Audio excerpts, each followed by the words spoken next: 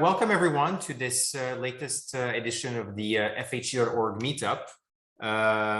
For those of you that were at the FHE.org conference, good to see you again, and glad to see that there is so many interests in FHE in general, as always. So today we are going to be talking about large integer arithmetics with homomorphic encryption using the Concrete library. And we'll also take this occasion to introduce some of the latest features we've launched today in the library, namely a much more developer-friendly API for people who actually do not know cryptography. So I think in the case of the people in the meetup, you're probably going to find the API very boring for what you want to do. But for every other developer on the planet, which is everybody minus 1,000 people pretty much, it's going to be hopefully a lot easier to use homomorphic encryption. So Jean-Baptiste is going to be presenting today. So he's working at Zama, and he's the one who's leading the efforts on the large integers, and I would say more generally, everything that sits on top of the core library at Zama. JB, the floor is yours. Thank you for the introduction. I'm going to share my screen. Can you see the screen? Yep. Yeah. All right. So yeah, let's talk about the homomorphic large precision integer using concrete. So first, a little reminder about what is polymorphic encryption. So let's start with an encryption of a message X. So we will represent the ciphertext with the blue line and the little lock on it. This means this is unencrypted data. So in this case, this is the encryption of the message X. So in polymorphic encryption, the idea is to have several data that are encrypted, and we want to compute several operations on it.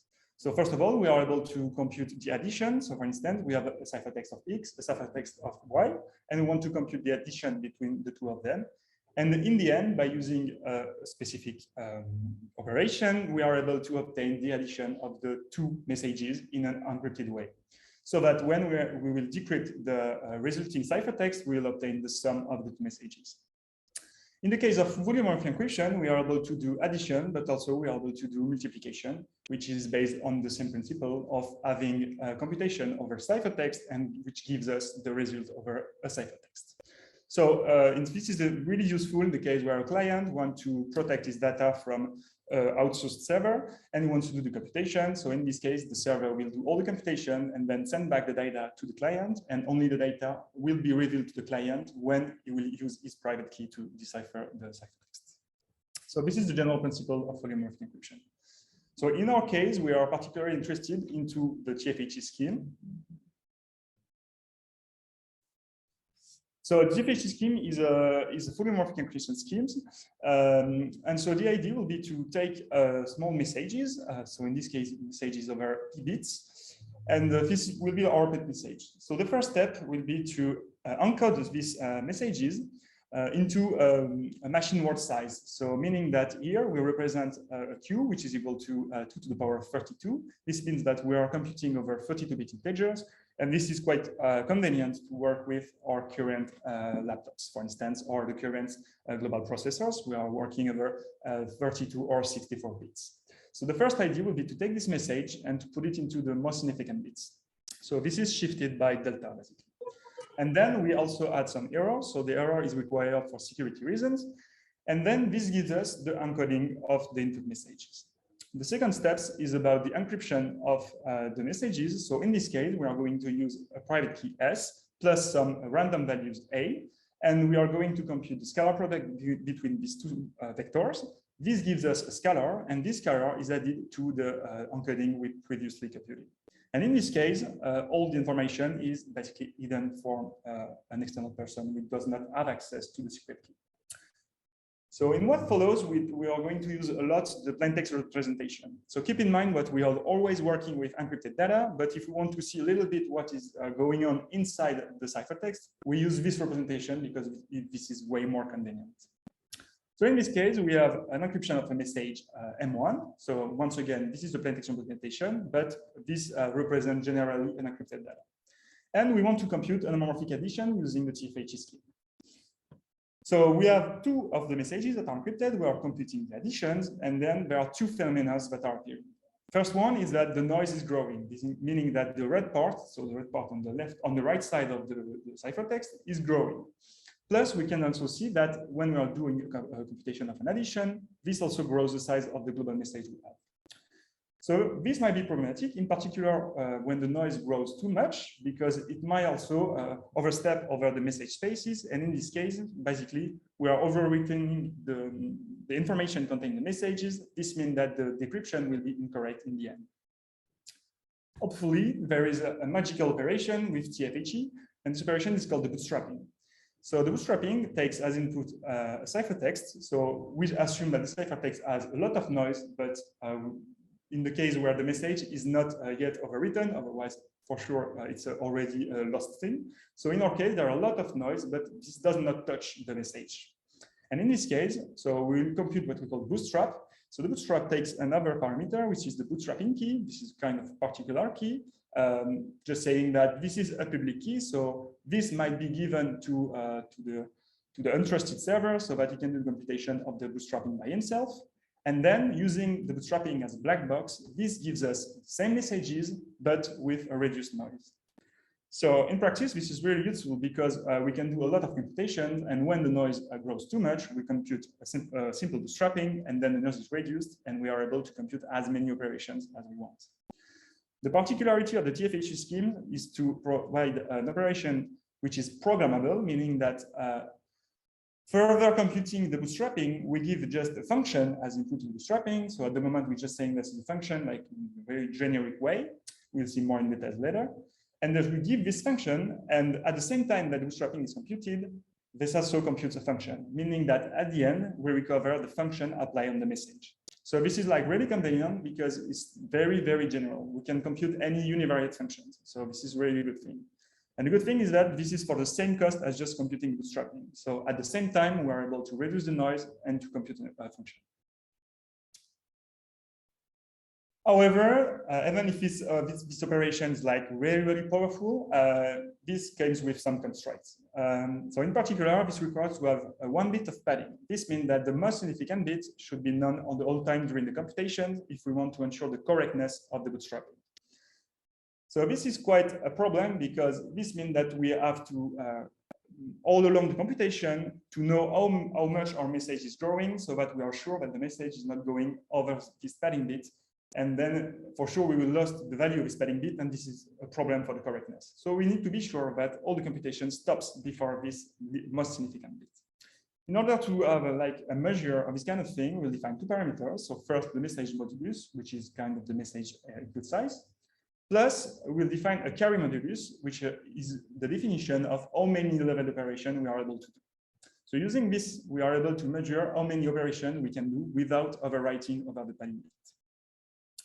The second constraint of the PBS is that on the way it's constructed, so we are getting into the details now, but the way it's constructed, we are only able to compute over small messages. So this is a big constraint because in practice, the messages are like restrained to the size of 8 bits, 8 bits, sorry, at most. So we are only allowed to compute with small input size.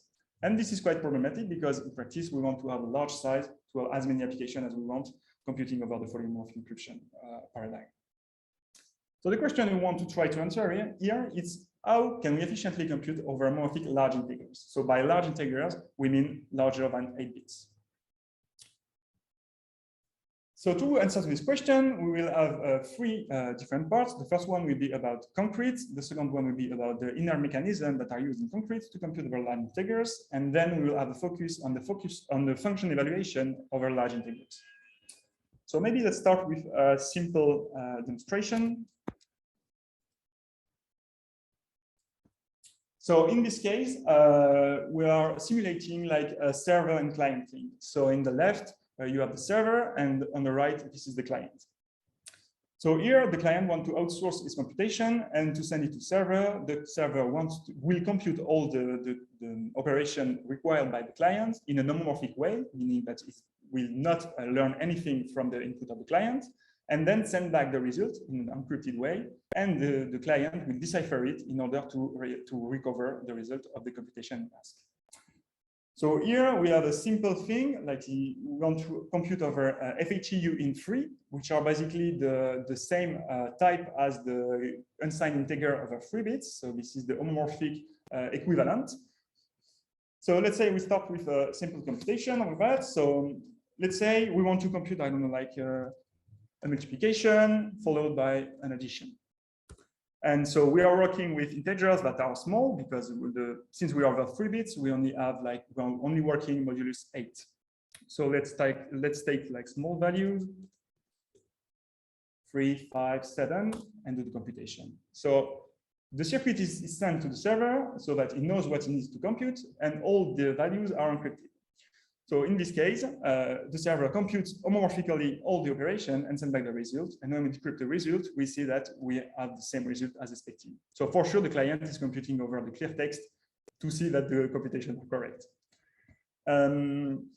We can also do like a little bit more complex operation. If we stay with small integer at the moment, let's say we want to compute some bitwise operation and comparison.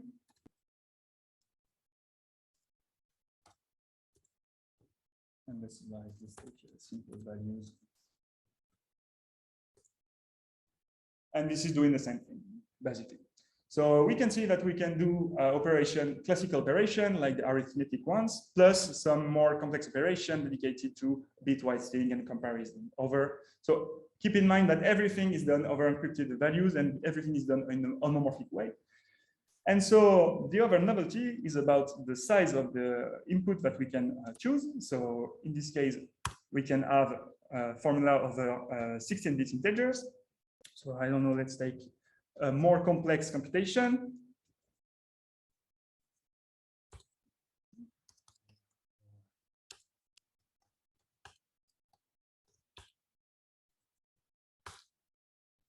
So in this case, for sure, we're working with large integers, and this comes at a cost. So for sure, the computation will be a little bit longer. So we will see how it works more in detail in the following slides. So yeah, keep in mind that the timing are here very, very low. I think the Zoom thing is not helping us in this computation. If we try like maybe a more simpler computation, still over large integers, let's say, I don't know, A and B, something which we know the results before encryption. And you see that in this case, this is much more faster because the operations are much simpler. So this shows that now using the concrete, we are able to make computations over 16-bit integers, which was before impossible. So let's go back to slides. And let's have a little look about the new release of concrete. So concretes come with, this is kind of a framework when it comes with a lot of libraries. So at the moment, we have the concrete Boolean, which was already released a long time ago, which allows the user to simply compute over Boolean's values. Now we also released a new library, which is called concrete-shortint, and which allows the user to basically compute any operation he wants over small integers. That was why the name is called shortint. So this means that integer less than 8 bits.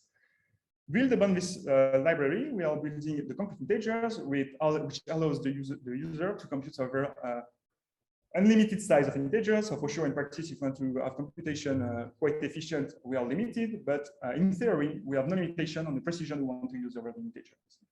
And build upon all these crates, we are proposing a new API, which is now just the name of concrete. And this API allows anyone to compute over homomorphic data, meaning that you don't need to have any cryptographic background if you want to use concrete. You just need to know how to code in Rust. So let's have a little look on more in details about the libraries. So the first one is the concrete-shortint, and in concrete-shortint, we are going to see this as the user view. So the user, when he wants to use concrete-shortint, has to fulfill some information. So he has to fulfill the size of the message he wants to compute on. He has to fulfill the number of level operation he wants to work. Plus, he can say if you want to work or not without a padding bit. So for now, it's a little bit blurry because we saw before that we needed a padding bit to compute all the operations correctly, but we'll see later that it might be released as as a constraint. Then it has the choice between a lot of operations. So each homomorphic operations comes with 3 flavors, which means the unchecked, checked, and smart ones. So the unchecked versions do the operation no matter what, meaning that we are not guaranteeing that the operation will be correct after the decryption. But this is the faster way to compute the thing. So if a user is like, has a lot of background in cryptography and knows what he's doing, this is the way to go. The second one is more to try something. Maybe it means that it might have some error in the computation, and if you might have some error, this will return an error saying, okay, I don't want to compute this thing because it might return an error and I'm not guaranteeing that the result is correct. Then the last one takes everything in end, meaning that the computation will be done for sure, plus we are sure that the computation will be done in the correct way and the user has nothing to do. So in particular, as we have seen before, we want to be sure that the padding bit is not overwritten. And in this case, the smart operation will take care of clearing the carries for the user. This also means that to compute the same operation, let's say an addition, for instance, the time is not constant between the operation because from time to time, the smarts will take care of computing a PBS in order to remove the carries. And in terms of available operations, we have all the classical arithmetic operation, meaning the addition, subtraction, all this kind of thing. Plus, we have also the bitwise operation, the comparison, the PBS, and something which is more new and fancy in some way is the bivariate PBS. So the bivariate PBS allows you to compute bivariate functions. So it means that instead of having, like we've seen before, a PBS computed only over one value, in this case, you have 2 ciphertext, you want to compute a complex function over it, you can simply use the bivariate PBS to do so. Sorry, just a little thing about it. So because at the moment, we put under the carpet something which is quite complex, which is about the cryptographic parameters. So in order to simplify the life of the user, we propose like many parameter sets, and the choice of the user will be only about the input sizes. This means that if the users choose, I don't know, for instance, I want to compute over messages that are encrypted over 3 bits, and I want to compute like some leveled operation, and I want to have my carry buffer, which is also of size 3. You will just choose a set of parameter entitled param_message, this kind of thing. So this is quite an informational name. It will just choose these parameters, and it will be sure that the computation is correct. This means that all the noise problems are abstracted. So for the end user, it's like very useful because no one needs to worry about this thing, and the computation will be sure to be correct. So for sure, everything is about probability error. In this case, you will have the correctness with probability of 1 minus 2 over 2 to the power of 13. So it's like a pretty cool error probability. So build upon the concrete-shortint traits, there is the concrete integers. And so in this case, since it is using the shortint as a building block, for sure, the end user has to fulfill the same operations, meaning it has to fulfill the input precision, the number of the operation, and if he wants to use or not the padding bit. Plus, you have to choose between 2 decomposition strategies, meaning the Radix and the CRT one, and if you want to use single key homotic keys. So at the moment, it might be a little bit complicated, but we will go into further details on all this kind of decomposition. Exactly as in the case of the shortint, we have many flavors of the operations, and we have also a lot of available operations. So at the moment, for sure, there are less operation, but we are trying to complete it from time to time and adding all the things that the user might need to compute over the integers. For sure, if you want to compute a PBS, there are also a little bit of complexity, which has the choice between 3 different variants of a PBS. And so this is the same thing we are going to in further details later. But what we see is that even with simple to use API, in the end, a lot of operation and a lot of choices has to be made by the user. And so in order to simplify all these things, we are fulfilling a new API, which is only the new name of concrete. And in this case, the only thing that the user has to give is the input size. And then he can do the computation. So with the input size, in fact, he will choose between default types that are proposed with the library, or he can define also its own types if you want to work with like particular spaces. Otherwise, the types we are providing, for instance, are the booleans, like the unsigned integer over 4 bits or unsigned integer over 16 bits. So there are many more of them. And this is just a choice. So once the user knows the precision of the message you want to work on, this is just a declaration of a type of a new variable with a particular type, exactly as you will do with the Rust classical thing. So without taking care of the homomorphic part. And then if you want to do an operation, you simply use the symbols that are the classical ones, meaning just a plus, so to do an addition of this kind of thing. For sure, as we have seen before, since the operations are not the same between the shortint and the integers, all the operation might not be available for the integers, so the list of operation depends on the type you are using. But in the end, this simplifies a lot the life of the user. He can do all the computation in a homomorphic way without getting any knowledge about homomorphic encryption or more generally about cryptography. So if we have a little bit of look on the new API, this always starts, we're still in cryptography, so this always starts with the generation of the key. So first, the user has to choose the size on the message he wants to work on. So this is simply done with this thing. Say, okay, I want to enable to work with 8-bit integers. Then it generates the key with a simple command generates key.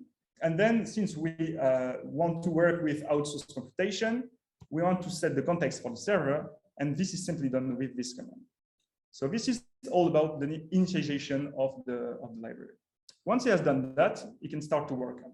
So let's say that in this case, he has two clear computations, so two messages he wants to compute. So first thing, he will start by encrypting. And so he said before that he wanted to work over 8-bit integers. So this is the type of the thing, FHEU int 8. And then he just want to encrypt the message. So he called the function encryption over the message.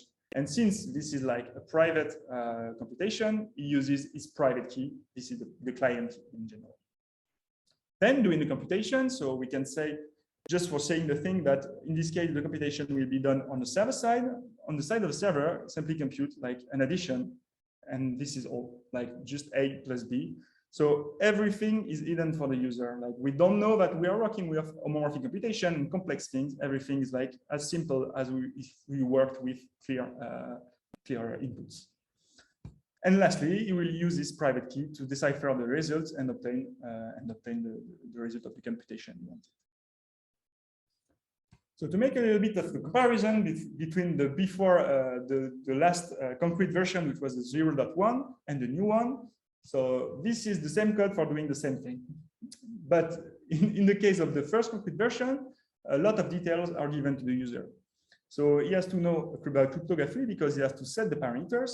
There are a lot of complex parameters like the BS key level, all these kind of things. So if you're not a cryptographer, guys, you don't know about all these things. Here, everything is hidden, plus the type of the ciphertext is also hidden. So you don't know about LWE, RLWE, all these kind of things. This is just hidden to the user. The encryption, when using the previous version of Concrete, relies on encoder, and all this thing is also simplified in the case of the new version of Concrete.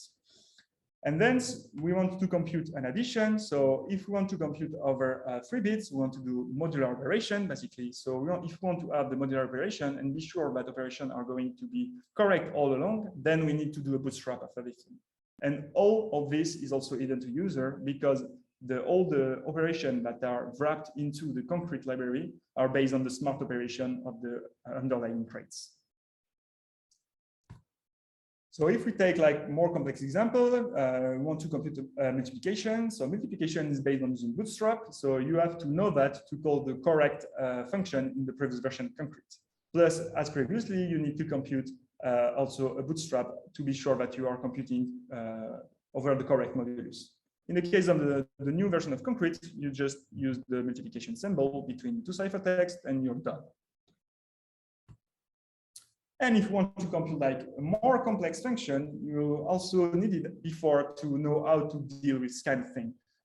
Meaning that having Bootstrap over 2 inputs, so I said if I want to compute a max function, this is a bivariate function because I'm going to take 2 ciphertext as input. And so in this case, if you want to do this kind of thing, it's kind of complex because you have to know a little bit of cryptography and what to do in order to have the correct results. And this thing is also wrapped into the concrete to say, okay, I want to compute the bivariate function. So I'm just calling the bivariate PBS function, and I'm precising which function I want to compute. And this is all done. And you are sure that the result will be correct. Okay, so now we have seen a little bit of magical things. Let's now dive into a little bit more details. So this will be more about cryptographic stuff. So how to implement the large integers using TFHE. So the first idea is to use the Radix decomposition. So Radix decomposition, let's start with a message, let's say, which is over 16 bits. And the idea will be to split the message in many parts. So in the case of the Radix decomposition, we are choosing a basis to do the decomposition. So Radix decomposition is very common. We are used to work with a basis which is equal to 10 in real life, or computers are used to work with a basis which is equal to 2, for instance. So this is like a very common way to decompose the thing. So in our case, we'll take the large messages, split it into small parts of the message, depending on the basis we are using. So in this case, we are going to have 4 blocks of 4 bits each. And then each of these messages is small enough to be encrypted using the TFHE scheme. So then we encrypt all the blocks and abandon them. And finally, the complete ciphertext is given by the collection of the underlying ciphertext. So let's now say we want to compute an addition over this Radix decomposition thing. So we have 2 messages, M and M prime, and we want to compute the addition. So if we have a look on the composition of each of the ciphertexts, so in this case, we are taking a simple example to have less block and to see better what is happening. So in this case, we say we have 2 blocks for each of the ciphertexts. So this means that we are going to compute an homomorphic addition between each of the ciphertexts. And if you want to have an inner look into each of the ciphertexts, this means that we have 2 messages that are here, each split into 2 ciphertexts. So we have each part into a ciphertext. Then we are doing the addition on each part.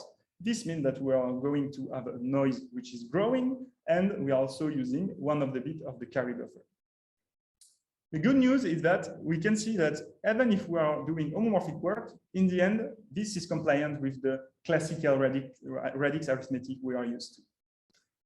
So if we want to compute the multiplication, it's a little bit the same thing. So now we have a look, and it maybe reminds you something about your old school, I would say. So how to compute the multiplication using a schoolbook algorithm. So in this case, we have to compute the multiplication between each blocks. So meaning that we are literally using the school multiplication thing. The cool thing about that is we don't need to compute all the blocks, because in fact, we are working modulo p square in this case, since we have a message which is split in between 2 parts. So we are computing modulo p square. So one of the blocks does not need to be computed. And so in the end, we get the multiplication of both our large integers modulus b square. For sure, it exists more efficient algorithm than the schoolbook one. And so, for instance, we can cite the caret super one. But the principle is the same. One thing about the Radix decomposition is about the carry propagation, because once we have done some operation, the carry buffer getting full all along the computation. But we cannot get rid of the carries like that, otherwise the computation will not be correct. This means that we need to send the carry of the least significant bits to the most significant bits. So let's start and say, okay, I want to have the carry. So we will use a PBS to make a carry extract. And we will get a ciphertext which contains only the carry. Then the carry, we need to add it to the next ciphertext. So we will get another ciphertext, which is the sum between the message, the M1 message, which is the most significant bit in our case, plus the carry. Then in this case, since this is the most significant bit, the carry might be get rid of as easily as just throwing it away, because we know that we are working on the square. So this does not have any impact on the correctness of the computation. So we get rid of the carry simply, and then we do the same thing with the least significant block. And in the end, we get messages with the carry buffer that are cleared. And we still have the correctness.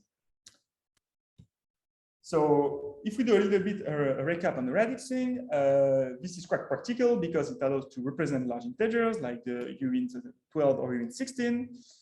You can do all the modular arithmetic operations on it, but it has a big constraint. This is this carry propagation, because in practice, this is like using a lot of PBSs. So this is sequential way to do, because if we increase the number of blocks, we need to do the carry propagation between all these blocks. So this is a sequential operation, and it's computationally costly because it requires to use a lot of PBS. So we try to change the decomposition, and now we'll use a CRT decomposition. So let's start with large messages. But in this case, we are going to use the Chinese reminder theorem, that was the CRT bins. And so in this case, to do CRT, we need to choose a basis, which is a little bit different from the Radix one. So in this case, we are going to use prime numbers, prime pairwise numbers. And in this case, we are able to compute modulus a big Q, and the Q is defined as the product of all these primes. So in this case, we choose a basis, which is almost of the size of 16 bits to have comparison with the previous Radix decomposition. So in this case, we are going to use 5 primes, and this leads to 5 blocks. And the blocks are different size. For instance, the N0 block is only over 3 bits, whereas the N1 is over 4 bits. But this is the same thing as in the Radix decomposition, meaning that we have small enough messages to be encrypted into different LWE ciphertext. And so the collection of all the ciphertext gives us the CRT decomposition of the large messages. So this represents a large integer. So if we want to compute addition, this is basically the same thing as in the case of the Radix. So we will compute the addition over each blocks. The cool part is that we can parallelize everything since each block are independent. This is due to the homomorphism given by the CRT theorem. So in the case of the addition, if we just forget for a moment about the carry, this also be done over the Radix decomposition, as all operations are done in their own blocks in some way. But in the case of the multiplication, this is the same thing, and this cannot be done using the Radix decomposition. This means that in the CRT decomposition, we are able to do the addition and all the arithmetic operation in a parallel way, and this is like very, very much more efficient than in the case of the Radix decomposition.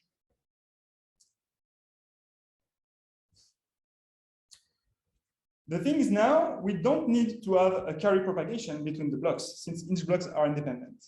So we still need to have a carry cleaning because the carry buffer is still growing all along the computations. So in this case, it's also the same thing. We will do like a carry cleaning, and this can be done using a PBS. So we just extract the message using a PBS, and then the carry cleaning is done. And this is the same thing that using everything in parallel is possible because blocks are independent. So everything in the CRT is done in parallel, and this is like a really cool thing. Okay, let's now focus on a more complex subject, which is the function evaluation over large integers. So let's start a little bit about more precision about the TFHE scheme. So in TFHE, there are many ciphertext types that are the LWE, that are the ones we are working on since the beginning of the presentation. There are the polynomial variant that are using, that is called the GLWE thing. And so this is the same thing, but we are working with polynomials. And there are also another types, which are the GSW, and basically there are a collection of GLWE. So we don't need to have a lot of details about it. The only thing is that we are going to use it in the next slides. So just remind that in green, this is the GLWE, so polynomials, and in the yellow thing, this is like GGSWE, so a collection of the previous one. If we have an overview of the PBS, so this slide will be a little bit more technical, but we will not dive into all the details. But this is here for more information purpose. So the PBS of TFHE is composed of 4 major steps. So the first one is like modulus switching, where we are just changing the ciphertext modulus. So yeah, and then we have the blind rotation. So this is like the important operation in our cases. So this gives a little bit more of details about the way to represent function into the PBS. So instead of giving a real function as input, we are giving a lookup table of the function, which is abbreviated here as LUT. And so a LUT is simply all the values of the function for some inputs precision, meaning that if I'm working over 2 bits, I will have 4 outputs possible for my function. And so the LUT will represent all the 4 outputs of the function. In the blind notation, we are using the PBS, the bootstrapping key. And this gives us another result, which is LWE, but we don't care about that. We are able to get back to an LWE and all these things. So just for the sake of precision, we know that we have to do a little bit more things in order to have the evaluation function over the message using the same key, but we don't care about the data for now. So one thing to remember is the blind notation, and the blind notation allows us to make a rotation over a lookup table. And this allows us to evaluate correctly the function using a message that has been encrypted. And this is done doing a rotation. So if we want to compute this kind of PBS over large integers, as we said before, this is not possible using this process. So the state of the art gives us a possibility, which is called 3 PBS. However, in practice, the 3 PBS is not very efficient because it does not scale very well with the number of blocks. In practice, if you want to go further 4 blocks, for instance, so when I mean 4 blocks is always to say I have a large message, I have a decomposition, which gives me 4 ciphertext to represent 1 large messages. And if I try to apply a 3 PBS on it, it's going to take a long time. So we are kind of stuck with the precision we can use with the 3 PBS. So here we are going to see 2 alternative ways to compute PBS. The first one is the PBS for the CRT, but it comes with some restriction on the function class you can compute. And then we will see a new PBS, which is also called the WU PBS. The WU is for the without padding bit. And so the advantage of this PBS is that it scales very well with the number of blocks. It doesn't need any padding bit. And this is compatible with any representation we want to use, meaning the Radix or the CRT one. So the CRT PBS is really simple. As previously, the idea is just to compute PBS on each of the blocks in an independent way. However, even if it is really efficient, because basically having the cost of a PBS is the same of having just the cost of a PBS over 1 block, because we can do everything in parallel. It has a major restriction, which is about the class of function you can compute about it, because the function has its own priant with the homomorphism that the CRT proposes. And so if you want to compute like a little bit weird function or not arithmetic function, you might have problem. For instance, if you want to have the value of the last bit of the messages, since the CRT decomposition doesn't fill the same repartition of the bit, you cannot compute this kind of thing.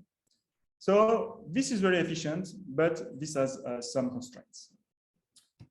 So a more general way is about using the WU PBS, but the WU PBS uses a lot of small bricks. So let's start to have a look into the details of each part of the WU PBS we're going to use.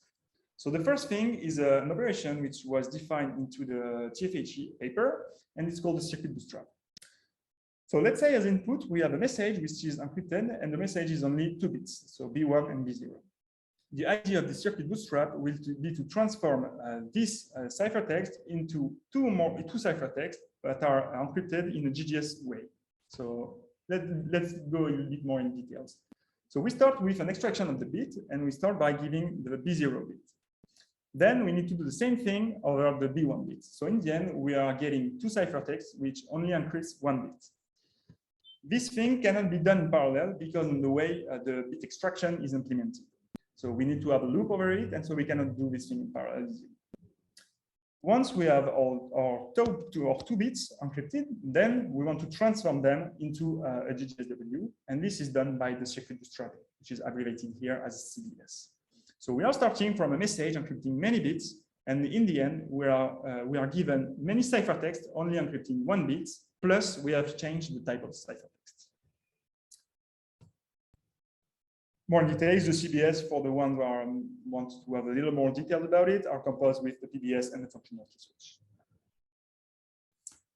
So now we need to have a look about the LUT representation of the function. So in practice, the LUT will be represented as the last column of the thing, which is the out column. And this contains all the possible values of the function. So in this case, we have 4 bits as input. So we have 16 outputs for the function, for each possible values that each bit can take.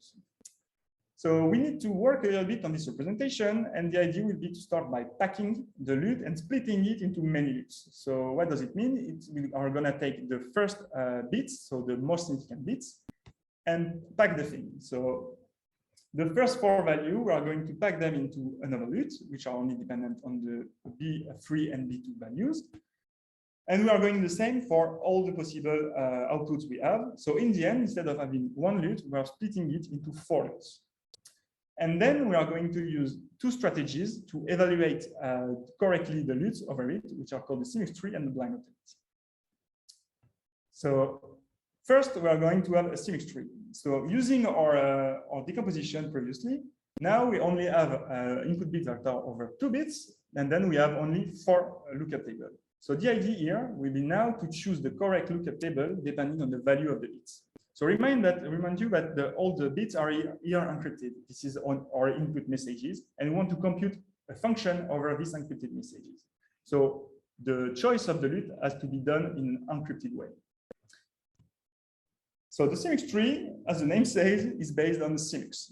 So a CMX is a simple operation which takes 2 inputs and which takes also a selector, which is here a GSW, so an encrypted bit. And using these encrypted bits, we are able to choose the correct value, and in the end, we obtain an encryption of the function evaluated on this bit. So this allows us to choose the correct thing. So by using a tree of the CMX thing, we are able to choose the correct bit. So if we are going back to our previous example, for example, with the 2 bits, let's say, for instance, that B3 is equal to 0 and B2 is equal to 1, we are going to start to evaluate the CMX operation over the encrypted bits B2. And so we are giving in the LUTs as input. The output will be the correct LUT, meaning that this gives us the LUT of 0 B2 for the first CMX, and this gives us the LUT of 1 B2 for the second CMX. So this is only dependent on the B2 thing. And so if we have a look on the lookup table, this means in fact that we are just choosing 2 rows between all of array of the representing the lookup table. Then, if we apply just 1 more CMX, but this time using the B3 bit as a selector, then we are able to choose the correct LUT. This means in our case that we are choosing the LUT 0, 1 accordingly to the value of the encrypted bits. So now we know in which part of the array we are. So among the 4 LUTs, we choose the correct one. So this is the 0. However, at this time, we doesn't succeed to evaluate the LUT completely because we still have 2 bits on each we need to evaluate the function. So in this case, we are going to use another strategy, which is called the blind rotate. And this is the same blind rotate as in the Bootstrap. And this allows us to choose between 4.1, 4.5, 4.6, or 4.7, the correct one, depending on our inputs. So we're starting with the encrypted LUTs as input, and then we are giving it the 2 encrypted bits to select on it. We compute a blind notation, and this gives us basically the function evaluated on the message. So this is the same blind notation as we use in the Bootstrap. The different thing that instead of giving encryption of the keys for the ones who know how the Bootstrap is working, here we are giving directly the bits of the messages. So this is the main difference between the blind notate of the Bootstrap. And once we have the computation of the function, the correct computation of the function, we still need to make a transformation in order to have the same type of ciphertext in the output. So if we do a little bit of recap, it's more technical, so sorry about that. But if we want to do a recap, we have as input a message M, which is composed of many blocks, depending on the decomposition we want to choose. We start by extracting each bit of all its blocks. So we have like a collection of bits, encrypted bits. And then we want to apply the CMX tree and the blind rotation over the function we choose, represented as a lookup table. And in the end, we are able to get the function evaluated over the large messages. So as we see in this case, so we have many CMX tree to evaluate, CMX tree plus blind rotate to evaluate, because in the previous case we were in the simpler case where the function takes as input many blocks but outputs only 1 block. And so if we want to have an input size which is equal to the output sizes, we needed to do this process as many times as we have blocks. So for each blocks, we need to do this process to output correctly the function. So in a nutshell, the LUT PBS allows us to compute any univariate functions over integers. There is no restriction on function types, and it scales very well with the large size. So we are able to increase the size of integers. This is independent of the integers representation, and it's compliant with the Radix and the CRT approaches. Plus, it does not require a padding bit. And so this is like a very, very cool thing because it allows to improve the precision we can have by blocks, since we have 1 bit more to represent our messages. And it also improves like the carry cleaning thing, because now we can get rid of the carry cleaning. So I will not go into the details now because it's a little bit more complicated, but even using the CRT representation, we are able to getting rid of the carry cleaning so that we don't need to compute the modulus at each times. And so we gained a lot in terms of efficiency. But I will not go into details now, but we are working on this kind of thing. And for sure, it will be added soon into the concrete library. So let's now a little bit look about the timings if you want to work on 16-bit integers. So if you want to compute additions, in the case of the Radix or the CRT, it's almost free. In the case of the multiplication, as we have seen, the algorithm is quite easier in the Radix case. And in the case of the CRT, we can do everything in parallel way. So this is the cost of Bootstrap. The carry propagations is also like an heavy computation if we compare it to the carry of the CRT thing. Then, so we put the PBS into a different color because we are not using the same parameters in this case. The idea here is to getting rid of the padding bit. So we are evaluating a function over encrypted data, which are not using padding bit, and it takes us 2.7 seconds. So in conclusion, what do you need to remember from this presentation? I guess the main thing is about the new concrete release, which allows you to give to work on large integers without gaining any information about all the details we just have seen. So this is easy to use, and you don't need to understand everything of the previous slides. So this allows you to work on the shortint for sure, as it was previously the case, but everything is much simpler. It allows you to work over large integers, which was not possible before, and you can choose if you go more under the traits over the Radix or the CRT decomposition. So at the moment, in the real concrete, only the Radix are implemented, but we are working on implementing the CRT thing into the concrete. But yes, this needs a little bit of work because we need to choose the best representation possible to have the fastest way to compute. And so we want to give to the user the simplicity we already have now, and we don't want the user to choose between the two representations. So this is a work ongoing. So there are still a lot of questions, still a lot of things to do on the concrete, on implementation, and on the new features.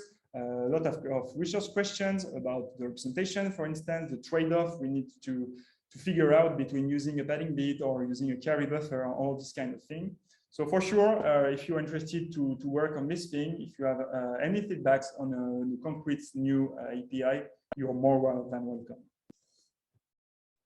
So now just some links to something which might be useful, that are the rest, the crates, if you want to have access to the code, everything is open source, so you can have a look on the code.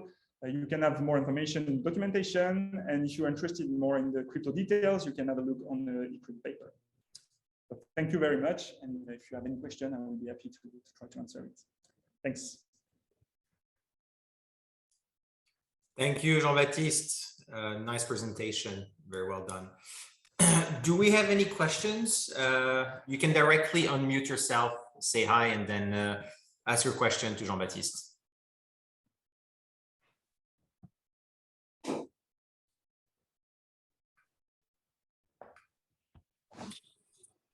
Don't be shy if you have a question, just go ahead. I see there are a few questions on the chat. Michael, do you want to ask a question directly?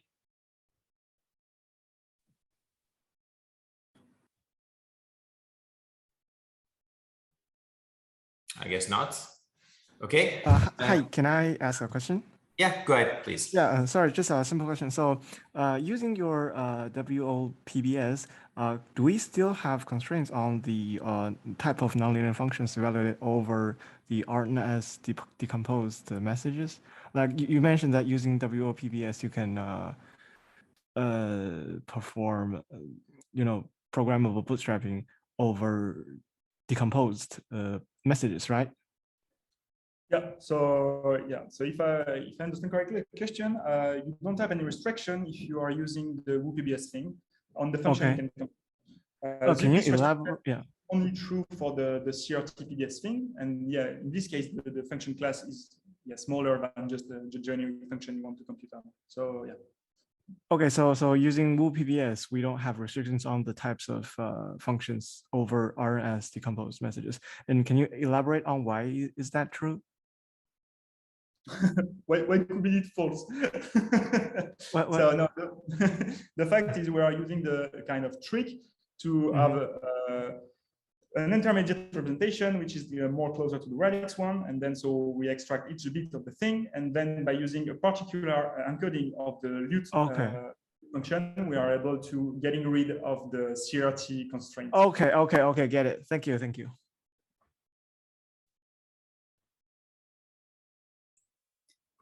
May I have a question, please? Yes. I would like to, if I understand correctly, the longest, the large integer, the longest type is 16-bit. Is it right? So we take as example 16 bits because we have some practical results using the PBS over it. But if you want to compute like level operations, for sure you can go further than 16 bits. You even 32 bits, you can do the things. You can have some evaluation function like using the WO-PBS over 32 bits is also working, but it's much slower for sure. But you have more restriction if you want to compute complicated things without the padding bit, for instance. I can go into details if you want to. My point is that I would like to compare my approach for multiplication of 32-bit numbers with yours. So what would be the best approach to do this with the new concrete? I didn't look at the code yet. I don't know if this is published. So the code, everything is released. I guess if you just want to compute multiplication, the best way to go will be to have Radix CRT decomposition, and then to do each of the multiplication separately by using parameters with padding bit. Okay, so it's like PBS that you use in a parallel way, so it's like fast. Yeah, I see. So you mean split the number into smaller numbers and then implement Karatsuba? So yeah, we can do Karatsuba with the Radix. I think this is for sure. You're right. This is yeah. But yeah, for the CRT. For CRT, you cannot do Karatsuba. Yeah, we have to think about it, I think. Yeah, or we at least we need to think about this. That it's not so straightforward. Jacob, also, I think maybe one of the reasons why we limit examples to 16 bits is because computing a lookup table for the PBS on 32 or 64 bits would be highly impractical. So I think like if you're trying to evaluate a function using the PBS, at some point, the size of the lookup table becomes the actual limitation and not the precision. If that makes sense. Yeah, I see. For lookup for PBS or for lookup tables, the precision is definitely the limit. But I was just asking about one particular operation if I wanted to do, let's say, addition and multiplication for. I mean, if you have good algorithms for doing faster multiplication, that would be amazing to contribute. Actually, in general, I would say that any improvement on the library, we would love to have, and we're doing our best, to do as much as we can internally, but. Well, there's a lot to do, right? And I believe. I would just like to compare my approach for the parallel addition with Radix, with parallel addition algorithm over Radix, with your approach with CRT and Radix, and then see how we are doing. That'd be super interesting. So definitely. So I mean, I'm super curious about this, so that's why I'm asking how I can go faster towards this comparison. Yeah, maybe at the moment, if you only use concrete, this is only the Radix implementation. So if you want to do the CRT thing, you need to go into the concrete integer at the moment. But soon there will be the CRT implementation in the general API of concrete. Yeah. Okay. Yeah. Definitely. I will have a look at the code. So let also other people ask their questions. Thank you. You probably want to look at the the underlying libraries directly. Probably not at a high level API in your case. I think you want to. Yeah. Okay. Thank you. Okay.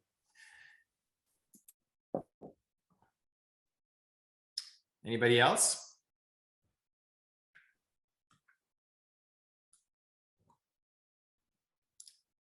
Okay, so if there are no more questions, thank you very much, everyone. So as always, we can continue the conversation on Discord. Just go to discord.fhe.org. The presentation has been recorded and will be published on the FHE.org website. And if you have something you'd like to present, please get in touch, let us know, and then we can try to schedule that for one of the future sessions.